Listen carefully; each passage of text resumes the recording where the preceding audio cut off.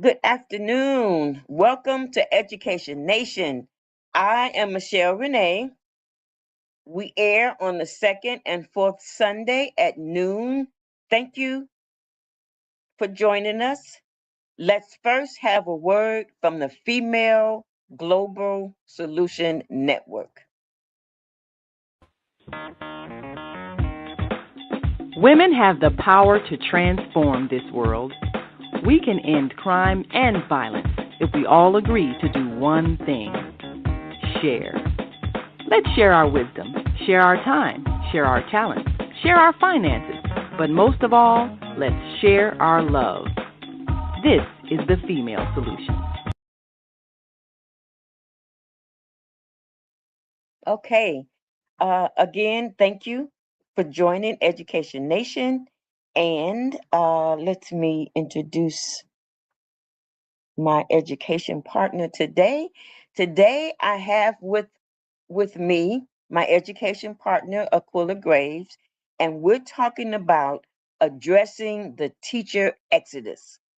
Teachers are working alone. They feel like they're working alone in the classroom, and they're ill positioned on their own to provide the kind of support that children need right now in order to be literate. And to expect teachers to solve the problems of literacy and inappropriate student behavior is actually the root cause of the current teacher exodus. Teachers are leaving the field, education, in droves for four reasons. Fourth, first, administration. Second, student behavior. Third, parents are not supportive at all. And fourth, technology is we there's too much use of technology which causes different issues. So my education partner, Aquila Graves, is with me today, and we're going to talk about addressing the teacher exodus. Let me bring her on to the stage. Hello, Aquila, my education partner. How are you today? Greetings to you, my sister Michelle. I am just honored as usual to always be able to be in present with you because man, when our two minds get together, watch out Wow. world. We coming. We coming. Here we are. So, Here we come. yes. So, roughly, I did some research, and an article that I read from Education Week is an educational magazine. Roughly, 7 out of 10 teachers abandon their careers these days in the last year or so, leaving the classroom without having within that first 5 years of teaching. And according to a 2025 survey and data that was collected and analyzed in that survey or by that survey, which was done by the Center of American Progress, teachers don't lose passion for teaching. They lose patience for the system that makes teaching impossible. There are four specific failures that I mentioned right before the commercial that this system fails teachers and pushes them out. And we know if the teachers are failed, then what happens to our students, our children? They are failed. So that's the first issue. And the same magazine cited the first reason, and we agreed on that as we prepared and discussed and brainstormed this show, that teachers cite high stake testing that they're required by administration, excessive oversight. They're required to just do way too much. They have, and most classes are inclusive, which means they have all types of students in one classroom without any support from from anybody else. and there's a lack of administrative support and a lack of autonomy. So the administration doesn't support teacher ideas and creativity. So that is a problem. So I found a clip that we're going to play that helps to talk about what that problem is as far as administration is concerned and how teachers are burnt out. This is from a teacher, from a teacher's mouth. Hold on just a second. Dream job. She shares her brief but spectacular take as part of our open call for stories. I don't know a teacher right now that's not struggling. And I know a lot of teachers. My father was a guidance counselor for 30 years. We had a family of 5 on just his salary. And he got the summers off. He got to coach and be with people. It looked like a joyous, fulfilling, satisfying, and sustainable life. So I just knew from an early age, I wanted that. So I teach at a charter school in Long Island City, Queens. We serve grades 6 through 8, so I'm at a middle school. The biggest perk is you get to see these people and experience these important life events with them. I work with some of the most brilliant, incredible educators that you'll ever meet. They are open-minded, they are creative, they are collaborative, they are hardworking, and they are tired. During COVID, teachers really had to learn a new job. To teach over a screen was unbelievably infuriating and demoralizing. Nobody turns their cameras on, so you don't know if they're listening, you don't know if they're there. Again, I work in the midst of the largest housing projects in the country. So my students absolutely did not have access to this technology. And that was during the phase of the pandemic where everyone was like, oh my God, pay the teachers millions of dollars, how are they doing this? And that did not last long. Once we finally figure out how to teach on Zoom, they shove us back into the classroom without PPE. I had 25 kids in a room. How am I supposed to keep them 6 feet apart? So what we saw when we got back to the classroom is, number one, your teachers are exhausted, but also the kids are exhausted. And a lot of my students had been home for a year and a half without adult supervision. The apathetic nature was frustrating and infuriating and demoralizing. It's demoralizing because when we asked for help, we didn't receive it. So now I am running on a very low empathy tank and a very low resource tank, and my funds are being cut. I'm not asking for more money for crayons. I'm asking for another special educator in the room because my classroom is mandated to have one. Hotspots for my students who don't have access to internet.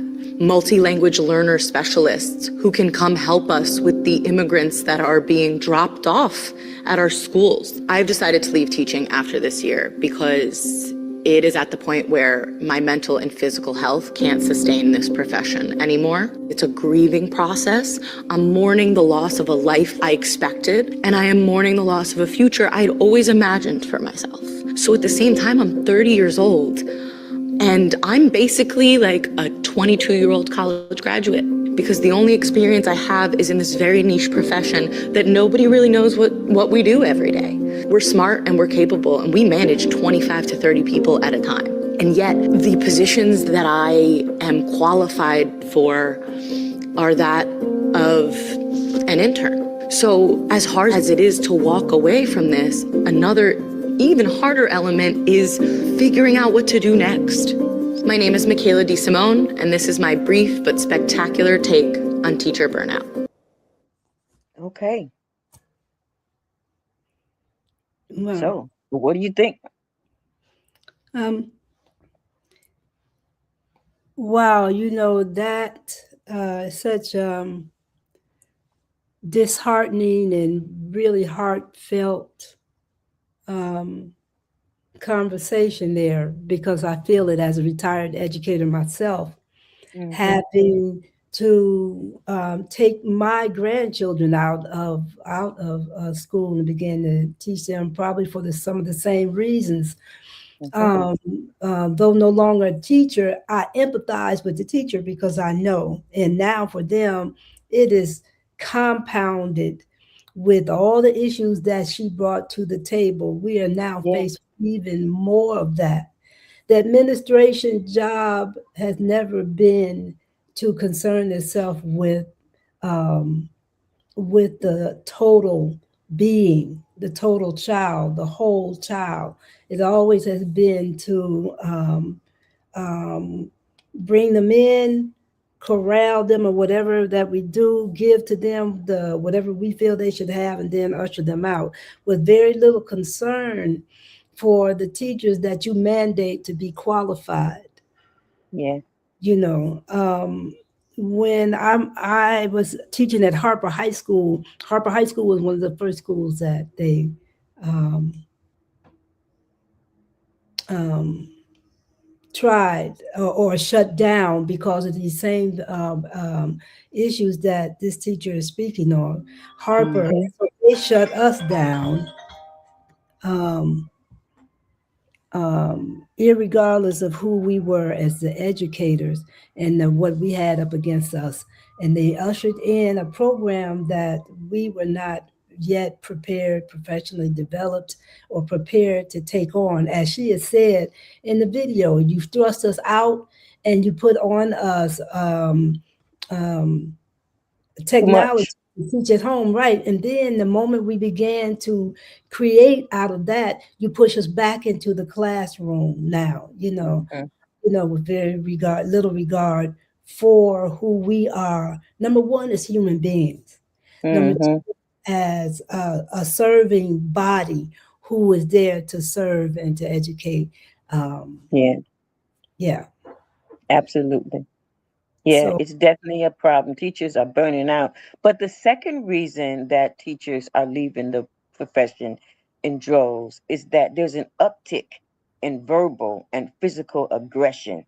yes, A large number of educators are expressing, excuse me, intentions to transfer to other schools or resign from the profession altogether because of student behavior.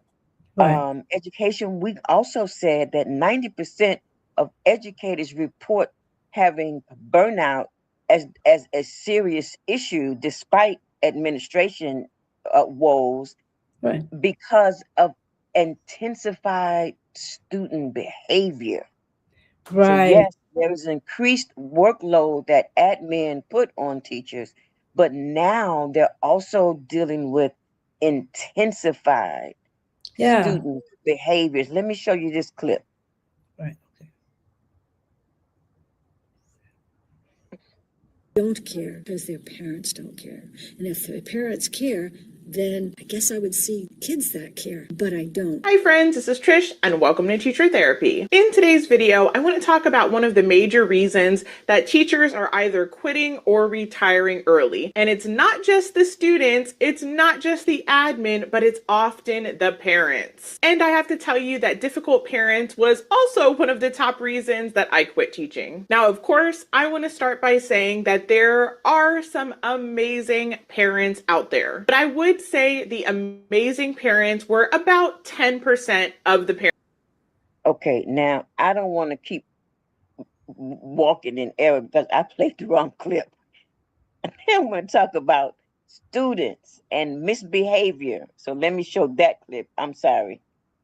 Unplayable. I set up a drum set station for my percussionist. I was so excited because they have been begging me all year to play drum set. It took 24 hours for somebody to break the hi-hat. People stealing and using instruments that aren't theirs, even if it's in a locker. I had another kid hit somebody else in the face when their trumpet was on their face because they were blowing it in their direction. I had another kid in the same class flip me off and then try to lie about it. Never in my 13 years of teaching have I ever had such a problem with kids keeping their hands to themselves and keeping them from destroying property. I love my kids, but I'm beaten and abused and tired. More than one.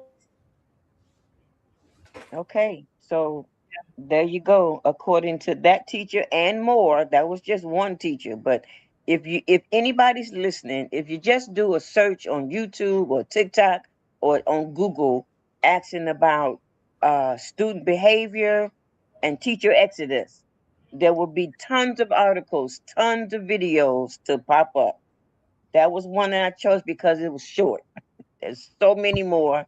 They are long and they are short, and these are valid reasons why teachers are are being pushed out by their workload, yes, but also by student behavior. But Um, Somebody left a comment saying, children,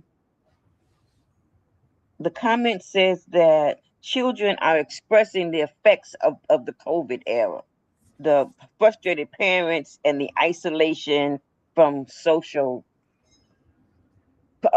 from lack of social contact. And that's so. And we could say that, we could have said that forcefully and adamantly immediately after the pandemic. But look how long the pandemic is now. So why didn't we do something about it?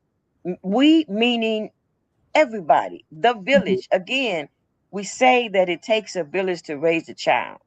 We recognize the problem of isolation and parent frustration with right after COVID.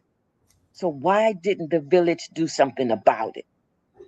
I don't want us to keep having these excuses, because that's the main problem. Our children are growing. They won't ever stop growing. And as they grow, we need to ensure, we meaning the village, because no individual administrator can't do it by him or herself. A teacher can't do it by him or herself. A parent can't do it by him or herself, even if it's two-family home. They need a village. Nobody can do it by themselves. So since we knew that students being in the house, sometimes in the house alone for hours, no supervision during school hours. We knew all of that. We knew they couldn't see their friends. We knew they couldn't go outside to play. We knew that. So why didn't the village step in? What was the village supposed to do that we did not do? You want to help me answer that question? I don't I, have all the answers. I do. I think one of the primary fundamentals is that our value systems changed. Okay. When our value systems changed, all hell broke loose. There was a Mm-hmm. time when we valued home, where everybody showed up at a certain Yeah. time. You Yes. was in the house to Mm-hmm. eat at 6 o'clock. Everybody did. Everybody Mm-hmm. came in. Yeah. You Yeah. know, there were no strays unless Yeah. they were of age or working a job, but there were no strays. Mm-hmm. Everybody was there. Mm-hmm. Yeah. Yeah. Whether it At was dinner just time. the mama or Yeah. just or both mama and daddy, Yeah. they were there. We were there as so our value systems changed. And that, And not only did value systems change, but and that's correct, but also the basic family structure, it changed in a lot of cases also.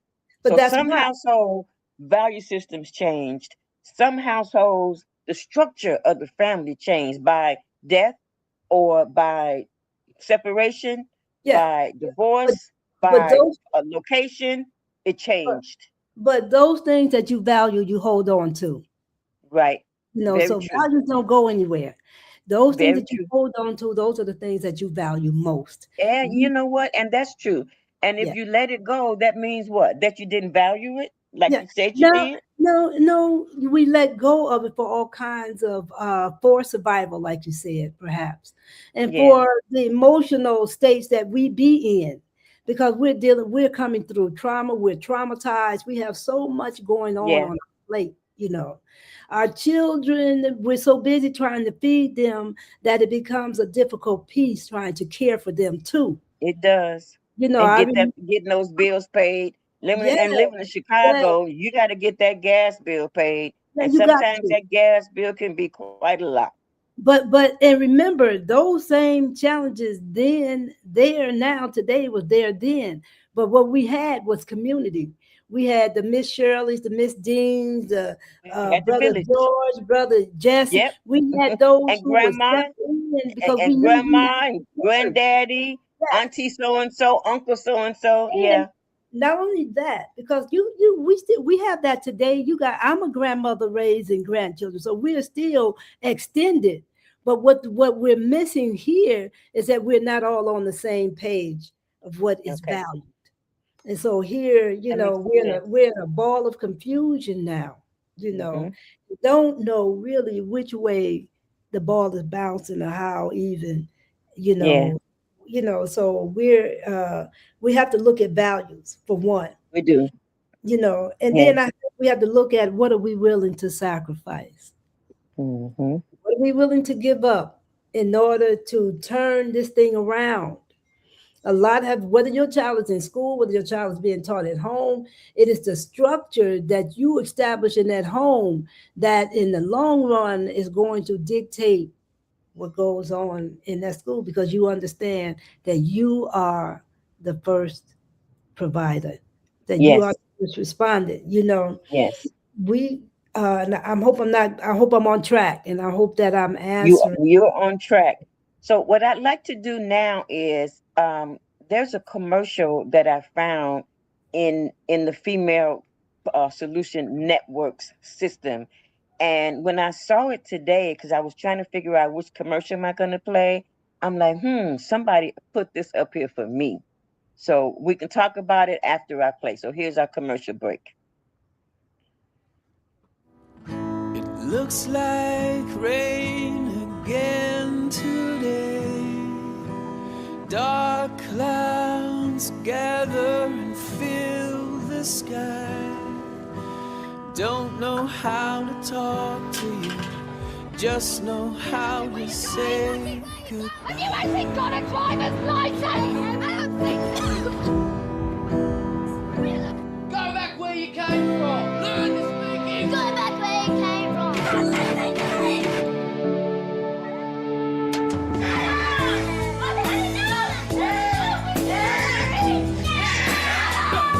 Is that what you think?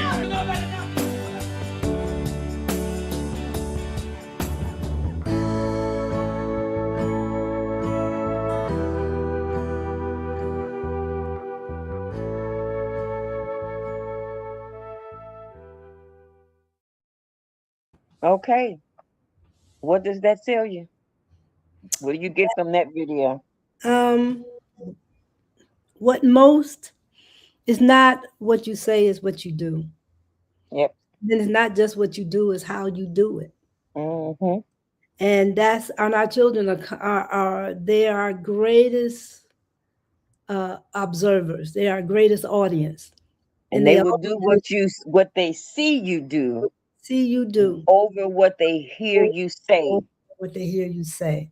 You Yeah. know, and so being able to be empathetic, always in an empathetic Yeah. place, of awareness, because then that makes you conscious of your spatial awareness and who's standing next to you and what image are you putting out, and what because what you put out is what you get back. What you get back. Hmm. And what we see in our children, all this disbehavior, all this out of order, all of this They that's going see on with that our children. somewhere. They Yeah, see that. yeah, we have got to learn how to be cognizant of that stands before us, and that's our children. They're Yes. only given to us to model and to shape into the Exactly. best that we can Yes. shape them into. And it can't happen if we're at our worst.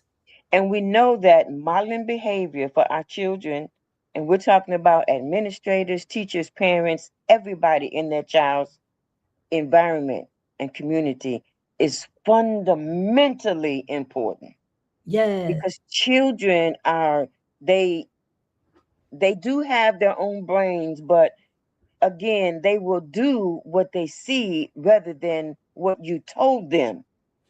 And and, and And so two, they learn from observing the adults around them. I I'm an educator. We're educators. So people ask me all the time, other educators, what's wrong with these kids? My answer is always, what's wrong with the children are the adults around them.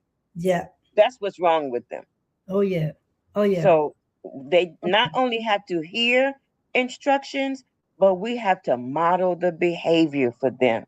We're Yeah. showing them how Because to behave, showing them how to think, not telling them. They're learning a lot of it. Of course, they are making some of it up on their own because they are thinkers, but a lot of it they take from the adults around them, and it grows into something monstrous. Right. And that's what we're seeing in the classrooms right now. And repetition, our children learn through repetition. Yes, they We do. all learn through repetition. Yes. If we get our butt whipped enough times, we're gonna figure it out. So we all Yep. learn through And butt repetition. whipping is experience. So sometimes we learn from those experiences. For me, that's a butt whipping. When I'm Mhm. going through a challenge and I'm going through a difficult time in life, for me, that's a butt whipping. Yeah, I need to figure out, what did I do wrong? How can I do things differently?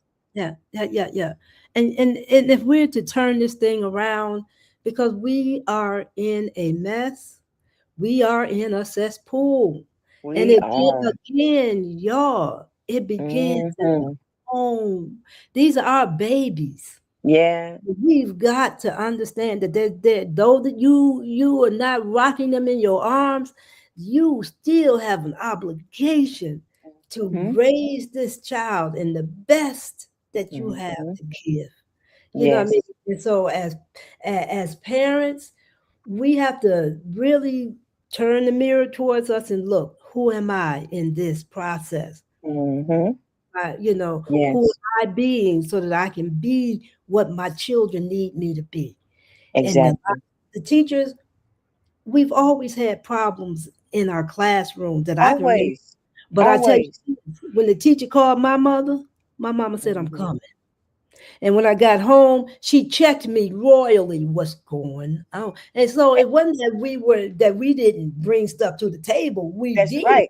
but And we in had many cases, accountability in the home. But when right. we get home, we know we're gonna get checked for that one. But our parents came to the school if they got that phone call to fix Without the a doubt. problem. Quit Many playing. times parents come to the school when they get their phone. Well, first of all, some of them don't come. They don't Yeah, want the both. phone call, and they'll tell you that. That's your Yeah, problem. They're in yeah, school. You handle it. But yeah. sometimes when they come, many times they come, they don't come to fix the problem. They come to to Mm. blame To you, blame. the Yeah, teacher, yeah. and to cuss you out and to fight Mhm. you and to figure out what you're doing wrong. And see, and at one So, point, to that, I remember when I was teaching uh over on the west side, and this mother mhm, was upset with me because um I thought that her child was able to be resourced out of self-contained into a resource classroom. Well, that mhm, was gonna cut into her funds some kind of way, and so she come mhm, and was so belligerent with me mhm. that she wants, all okay, but I had the backup and the support of administration. Yeah, And hey, that's good. lady, but she would Mhm. come. So we've always had to deal with stuff like this. This is We have no always phenomenon. dealt with it. In So many cases now, though, another difference is that sometimes administration does not back the teacher up. they The to teacher don't, yeah, remains the source of the problem in the parents' eyes and the yeah, admin's eyes, yeah. which brings us to reason number three, why there is a increase in teacher exodus from education. Reason number three is, we talked about it, and when I did the research to back it up, there was a lot of backup. And that reason is, many teachers cite hostile environments as the cause of their exodus. There is an increased amount of negative scrutiny and criticism from parents, unreasonable demands from parents, very aggressive behavior from parents, and language to teachers, and this behavior and language to teachers is done by in front of the child, and there's um an inability to apply consequences for But bad behavior is a result. But can I address that when we talk Yes. about the inability? It wasn't the inability to address it. When if a teacher sent a kid out because he was out of control, she was considered a bad teacher. Not the kid is out Yeah. of control. He's disrupting my class. So let me Yeah. move him over here because now Hmm. you all handle him because they didn't want to handle him administrative. And so Right. that meant that you couldn't handle your class. So now, in order to keep your money flowing, you have to almost set instruction to the sideline, and your day is spent trying to manage a class. And Okay. what about the other children who really, then there's some children in classrooms who want to learn. So I've got a video clip from a teacher's mouth that backs this reason number 3 up. Here we go.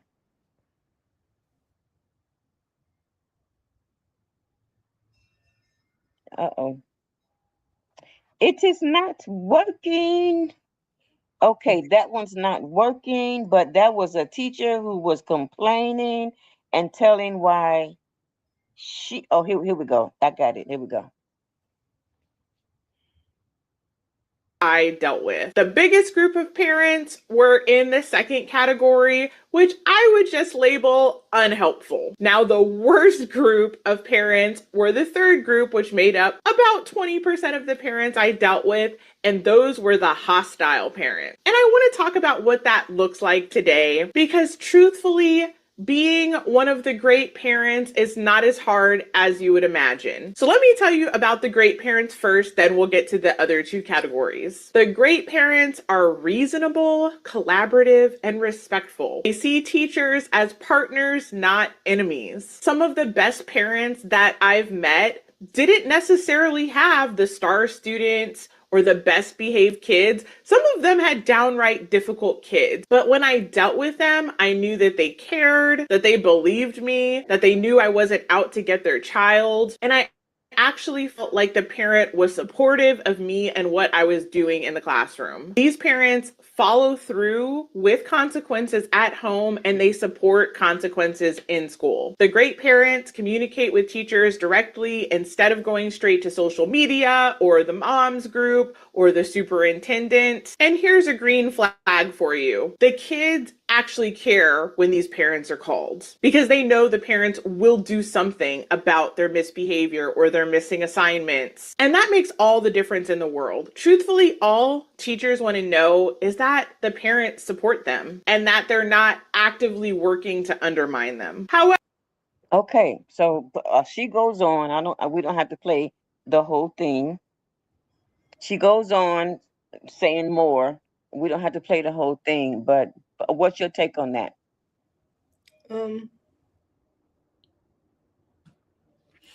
If teachers, like I said, back in the day, we had relationships with our teachers, parents and teachers were very relatable to, and a lot of it had to do with that they actually either lived in your community, in your neighborhood or whatever.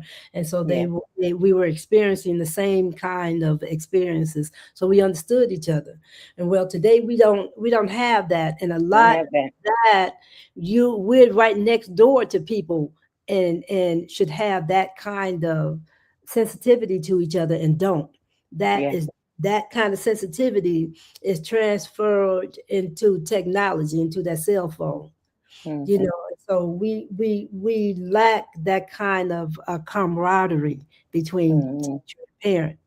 Okay, now the parent who again is dealing with her own issues with her kids. There's a lot of stuff going on in the house, and that's why Yeah. you know going on in the school is going on in that home.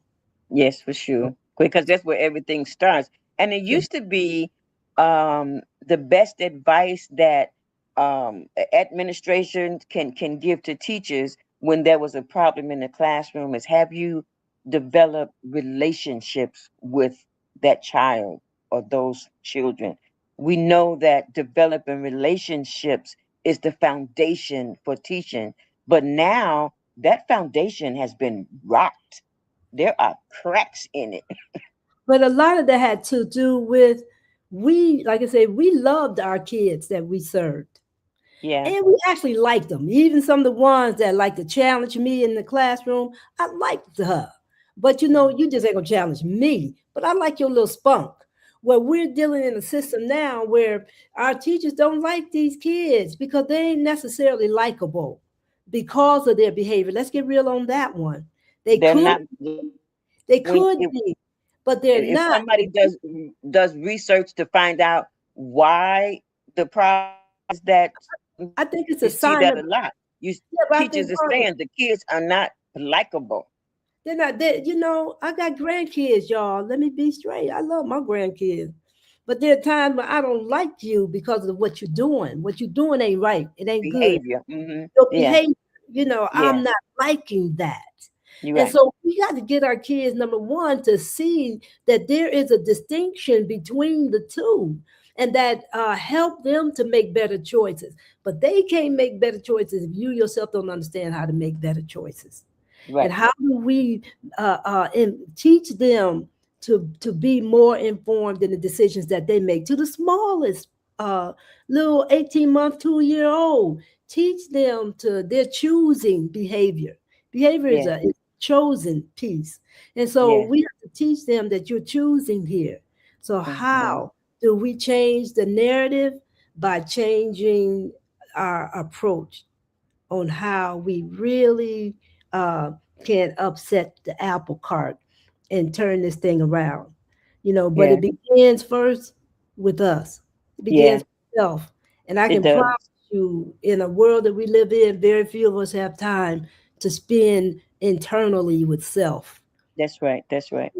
So with that, we have another commercial break. Here we go. Literacy is freedom, and we have a literacy crisis. Children should learn to read from pre-K to 3rd grade.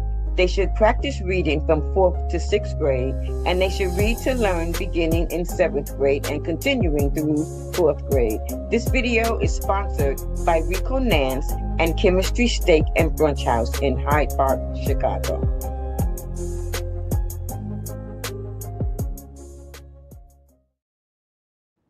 Okay, that's our commercial break. So do we have anything else to add to the fact that parents are in many cases parents are a problem, which infuses bad student behavior? Yeah, can I say that with and be unapologetic about it? Mm-hmm. I'm a parent. And now, Mm-hmm. and now I'm a grandmama, mama. I'm a parent, grandparent, parent. Okay. And so I have having gone through around the sun as many times as I have now. Mm-hmm. There's a pattern. They call them algorithms or whatever, but there's Mm-hmm. patterns, and you get to look back and you get to see these patterns. Mm-hmm. And so I'm Mm-hmm. looking, and I know that I'm a better parent today than I was then. And a lot Yeah. of it has to do with really being able to, one, submit, you know, that I can't do it alone. Our teachers can't do it alone.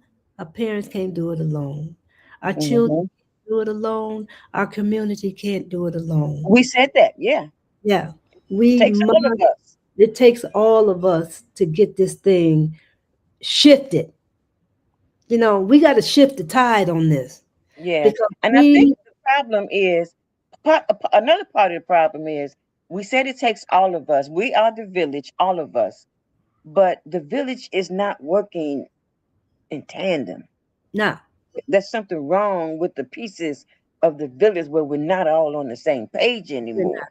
We're not on the same There's page. probably many reasons why we got off of the same page, but at this point, I don't think we need to talk about. Maybe we do need to talk about how we got off the same page so we can get back on the same page. No, I think we just need to acknowledge that we're Just all. acknowledge it and Let's and figure acknowledge out it. how to And get from back on that the same point, page. no, don't figure out. Let's create a new way because that way Okay, didn't I like work. that. I So like let's that. Don't, let's yes. let's let's create a new way, a better way, Mhm.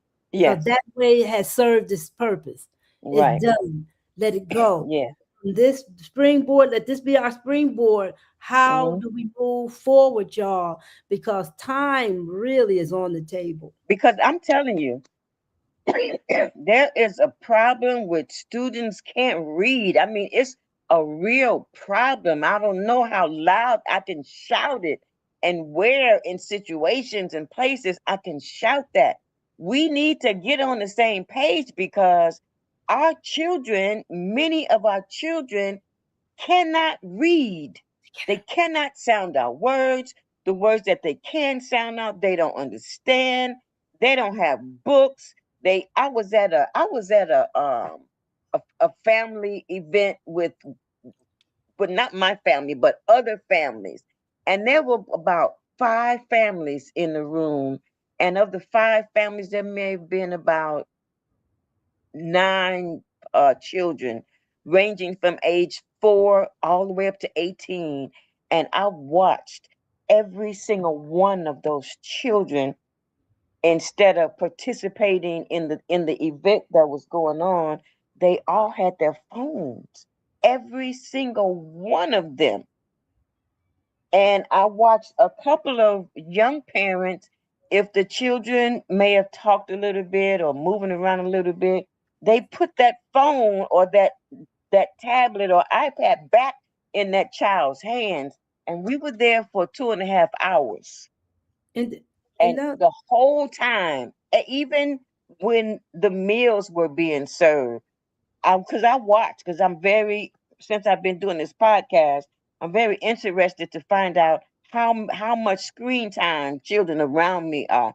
The entire 2.5 hours, even while they were eating, they had that phone right next to their plate, and they mhm, were working that fork, that yeah, plate, and working that phone the entire 2.5 hours.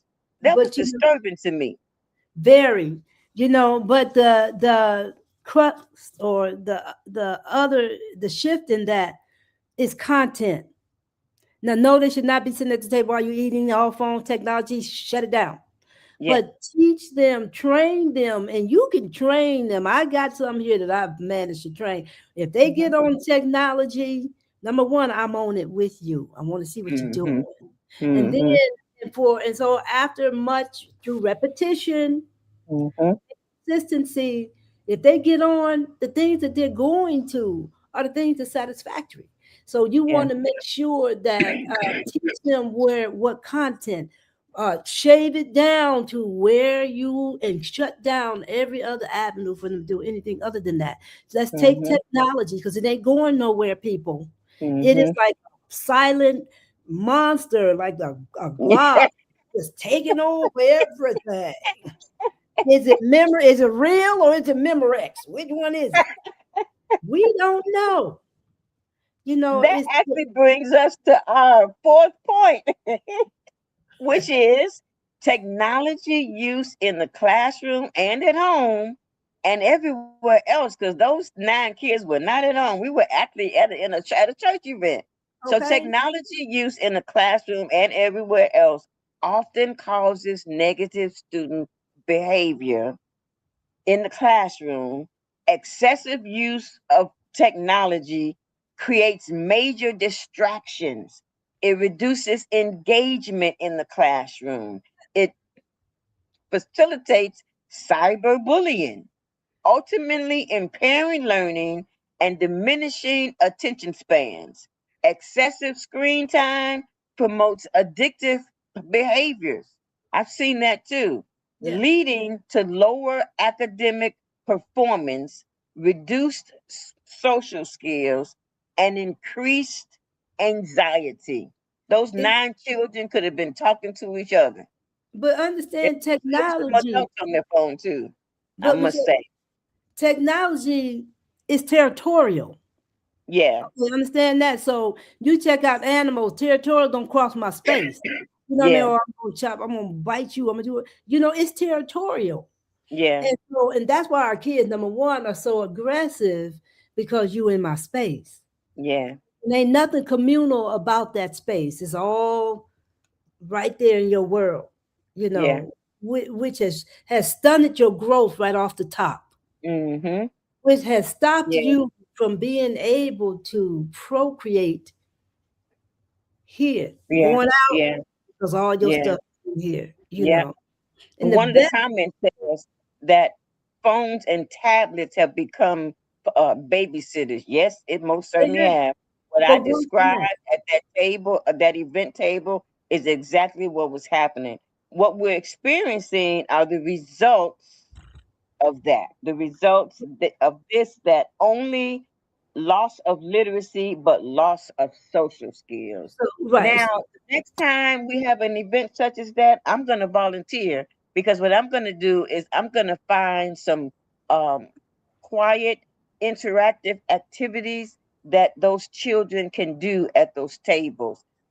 A simple thing, the first thing I can think of is color sheets and crayons.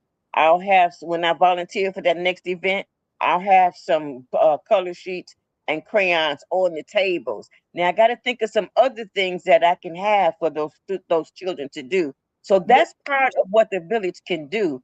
When you are able, find something that you can do at wherever you are to ensure that the young people in your area where you are not only using their phones and iPads and tablets. Give them But something else to do. That's part of the village. but remember these educational apps that we send them to, very educative and interactive. But you want to not overlook that whole child perspective, and you want to look at how do they communicate with each other. And And it's because it's banging the inside amount of the screen time. The yeah, amount of screen time that is too. another problem. But when I say communicate, they show them banging each other side the head, doing stupid things to harm. Yeah. And this is their, and so our kids learn that. They learn to scream and do all this kind of stuff because, in terms of socializations, in terms of, again, how we teach our children to behave with each other. That's a missing element out there. Okay. Yeah. Got the activities, awesome activity, but you got the kid banging this kid on the head to show that the jello actually gels into something. I mean, just how our approach, how we deliver this information, and that's what our kids pick up, because they are technicolored kids now. They are action-packed kids now. And so learning is not going to come if it ain't in technicolor and if it Yeah. ain't action-packed. Yeah. And Yeah. action-packed for them is boing in the head or bang, Yeah. knock people down, Yeah. and all this kind of stuff. We got to get Mm-hmm. that out of Now, our and we turn do. that, shift that, shift. Yes. I read another article from the National Institute of Health, and it was saying that excessive screen time in children of any age impacts their development, especially the young children, because it reduces their physical activity. It disrupts their sleep at night when they're on it so often in the daytime. It impairs their social emotional growth. It leads to a higher risk of obesity because the students aren't moving. Now, I can attest to that because most of what I do these days, I teach online. Everything I do is online. So I have to intentionally set an alarm every hour. I intentionally have to get up and bounce on this rebounder or walk on this walking machine my daughter put next to my workspace, because if I don't do that intentionally every hour or every 2 hours at least, I will sit here all day because everything that I do is online. And so for our young people, high consumption, too much screen time, it's a problem in It's language called delays, shorter attention span, increased anxiety and depression. And it's I can called understand that because it could happen to me, but I'm an adult. I set my alarm so I can get up, move around, go outside, go on the porch even, or go for a walk even. it's But called addiction. Our yes, kids are addicted. Do you hear yes, they me? are. They are. Yes, We talking addiction here, addiction. and Yes, maybe if we approached it in that manner, we'd be more prone to be yes, proactive about trying to turn this thing around. Because yes, it's an addiction. What is the yes. addiction coming out of? What is, let's, maybe we haven't delved into that arena yet, and we might Right, need to. right. We might need to go there. Let me play this clip real fast. Technology has done to the classroom that really has made a shift in education, and maybe not for the better.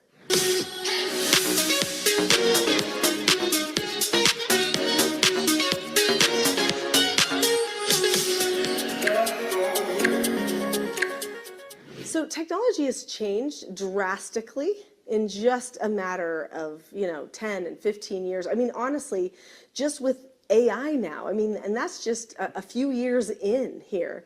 We really are just on the cusp of more innovation and more innovation. And as exciting as that is, and even though our children have been raised with buttons and devices and all kinds of stuff, more than any other generation ever had, that doesn't mean that it creates the best educational environment for our children.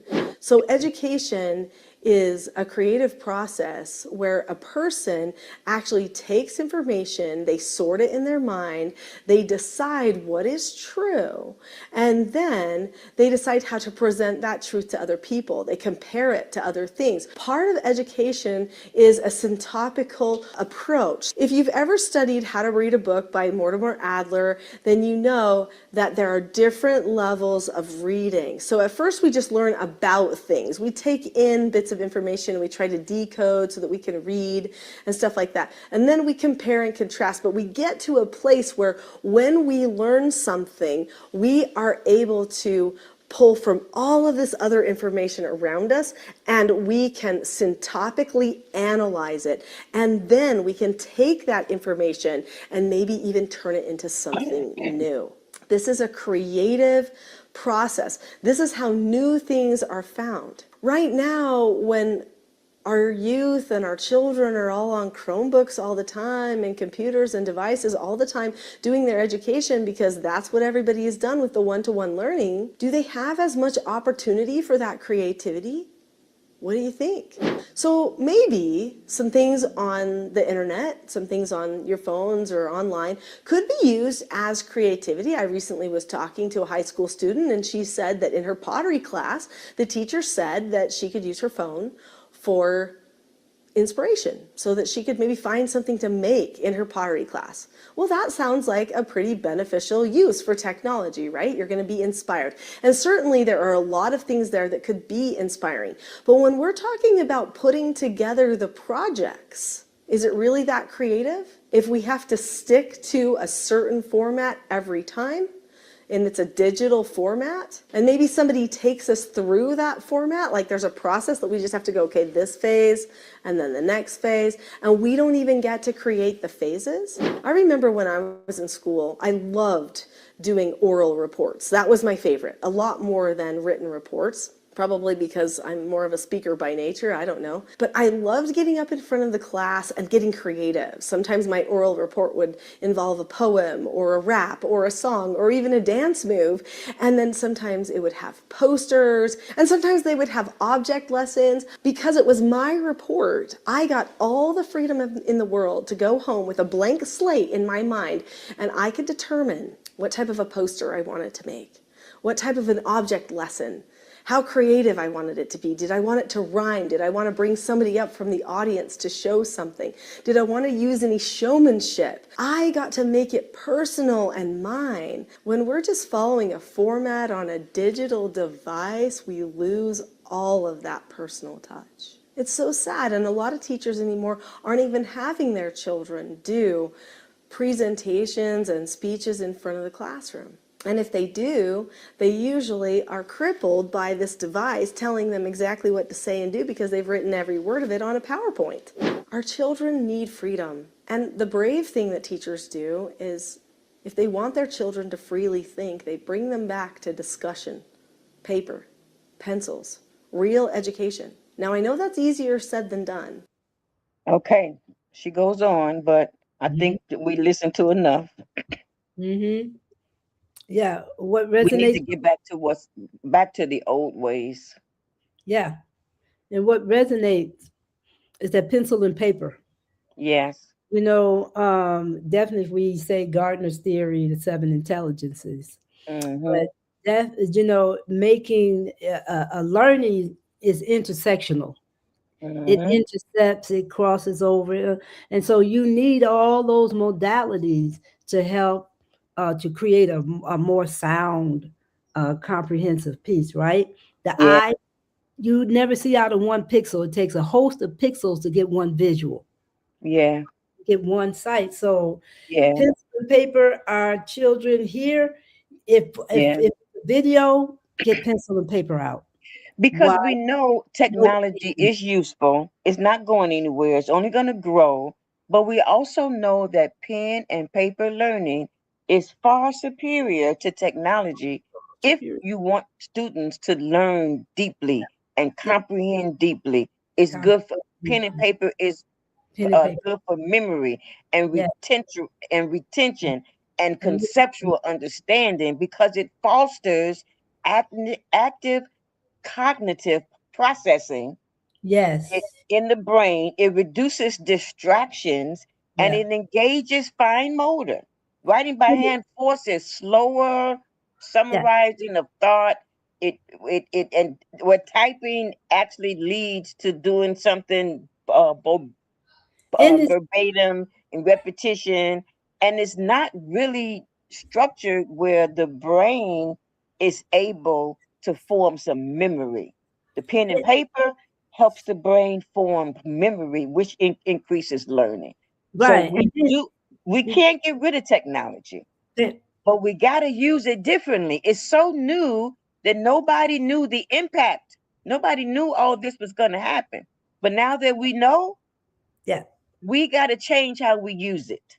And use it, the beauty of it is that you get to differentiate.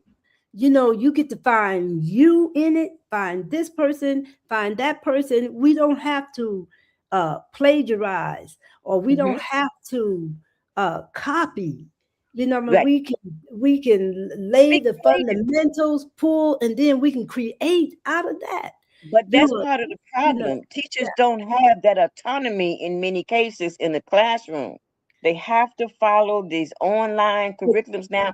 And in Chicago, I'm not in CPS anymore. I don't work in the alternative schools as a part of CVS anymore. But I have heard parents and teachers say that they don't use books in the classroom anymore. So teachers don't have the autonomy to be as creative as they need to be in order for it to impact student learning. Screen time, if students are in the classroom and their curriculum for every subject is online, and then they go home and then they're online some more. And then instead of going out to play, they're online some more. Instead of going to basketball practice and martial arts and swimming and dance classes, they're online some more. It's too much screen time. And it's It's 1 o'clock. causing some cognitive things to happen in the children's brains that nobody's expected. We couldn't suspect it, but now that we know, we got to do something about it.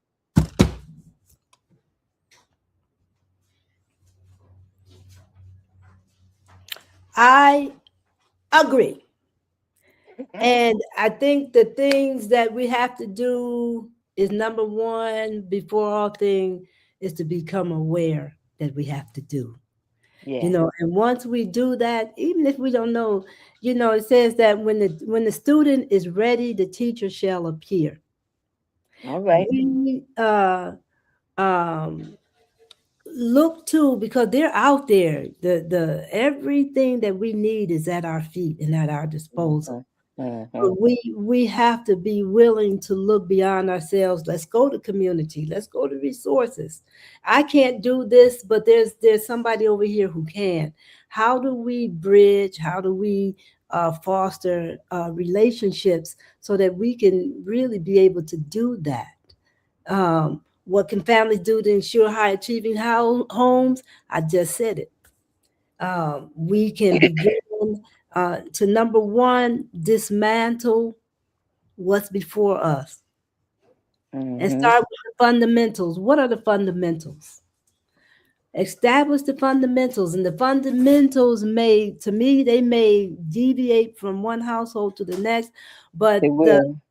the groundwork, the foundation should be the same. Because these are the fundamentals on um, how you practice those fundamentals is what will give you your differentiation. But the Yes. fundamentals are the same.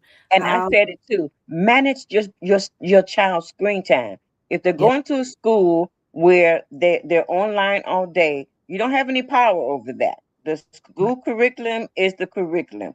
So when they get home, help them do something physical with that information. With that information, yes, but also enroll them in a class, basketball, football. I mean, I don't have small children anymore.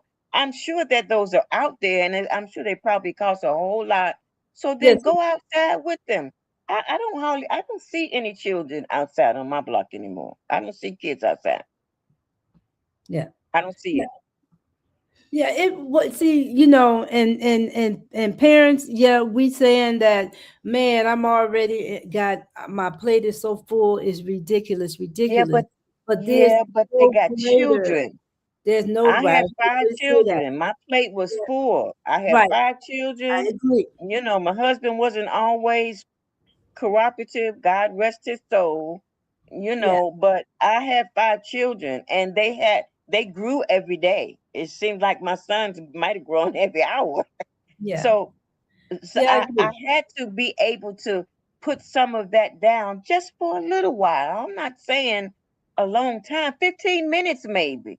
Can parents find 15 minutes to go outside and watch their children play? Because you can't send them outside to play anymore these days. But No. can you go outside with them for 15 minutes? Just 15 minutes.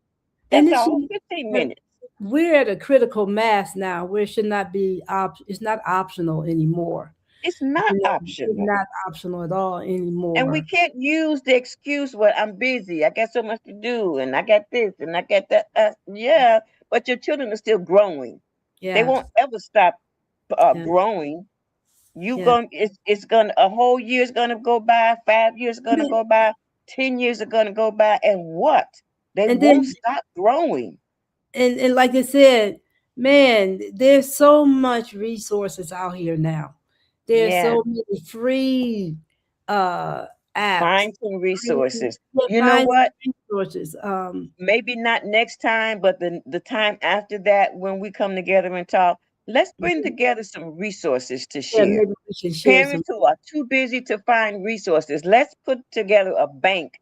Maybe we could put it on our website where they can click on that link and find some resources. We're going to find them in Chicago. So if you live in Chicago, we're promising right now to do our part and be the village and create a resource where there are things that you can take your children to. We'll gather that, but give us a minute.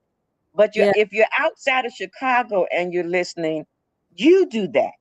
You be the one to find the resources and share them on your Facebook page to people who live in your area, on your Instagram, or send them in an email or text. Let's start being the village for real. Yeah. We know that it takes a village to raise a child, and we say that all the time. Let's stop talking and be the village. That's my last word. Do you have a last word?